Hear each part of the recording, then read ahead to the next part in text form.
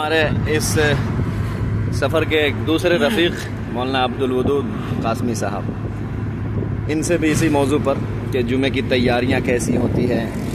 اور عناوین کا انتخاب کیسے ہوتا ہے، پھر ان پر مطالعہ ریسرچ کس طریقے سے کرتے ہیں اور کن موضوعات پر بات کرنا آپ کے لیے زیادہ پسندیدہ آپ کو ہوتا ہے اور لگتا ہو اور لوگ اسے پسند بھی کرتے ہوں، ذرا اس پر اظہار خیال۔ السلام علیکم ورحمۃ اللہ وبرکاتہ۔ جتنے سامعین ہم کو سن رہے ہیں بہت بہت شکریہ، اور خاص طور سے اس وقت مولانا ابوالحسنات مدنی صاحب کا شکر گزار ہوں۔ انہوں نے بڑے اہم سوال کیے ہیں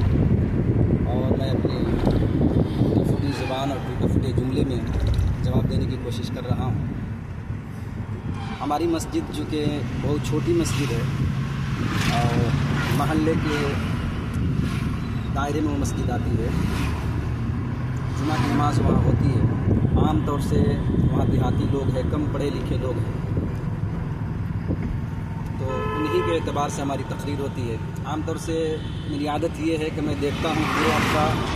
گاؤں میں کس چیز کی کمی چل رہی ہے، یا ہمارے اس لکھنی گاؤں میں عوام کے اندر کون کون سی روحانی بیماریاں ہیں، حد تک ان کی بیماریوں کو پہچاننے کی کوشش کرتا ہوں۔ جیسا کہ مجھے پتہ چلا کہ یہاں سود کا لین دین زیادہ ہے، اسی طریقے سے شادی کے موقع سے مختلف رسومات میں لوگ یہاں بہت زیادہ مبتلا ہے۔ تو اس طرح میں گاہے بگاہے وہاں کے جو نوجوان لڑکے ہیں جو ہم سے بے تکلف ہیں، یا وہاں کے جو عمر دراز لوگ بھی ہیں، ان سے بھی میں پوچھتے رہتا ہوں کچھ یہاں کے احوال اور یہاں کی کچھ چیزیں بتائیے جو لوگوں کے اندر اچھی ہو یا بری، پھر اس کے مطابق میں عناوین کا انتخاب کرتا ہوں اور ایک ایک عنوان کو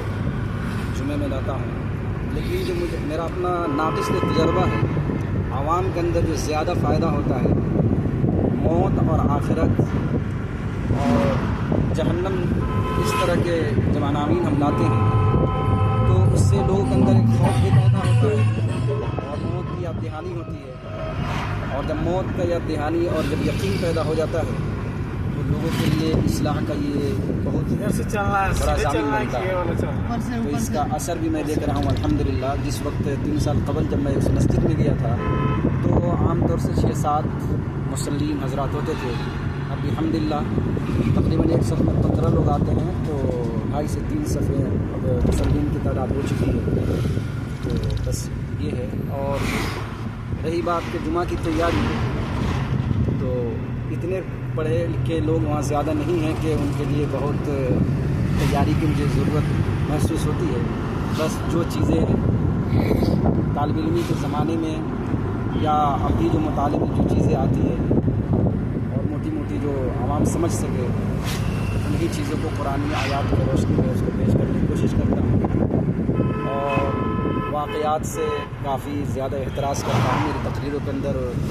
بہت زیادہ واقعات نہیں ہوتے ہیں، بس قرآنی آیات، اس کے ترجمے اور اس کا تھوڑا سا خلاصہ تفسیر پیش کرتا ہوں، اور پھر حالات حاضرہ کچھ پر منتقل کرنے کی کوشش کرتا ہوں کہ اس وقت بیماریاں ہیں ہم کیسے دور کر سکتے ہیں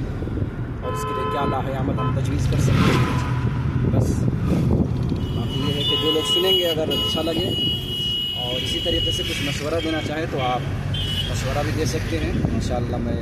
اس پر عمل کرنے کی کوشش کروں گا۔ ٹھیک ہے، السلام علیکم ورحمۃ اللہ۔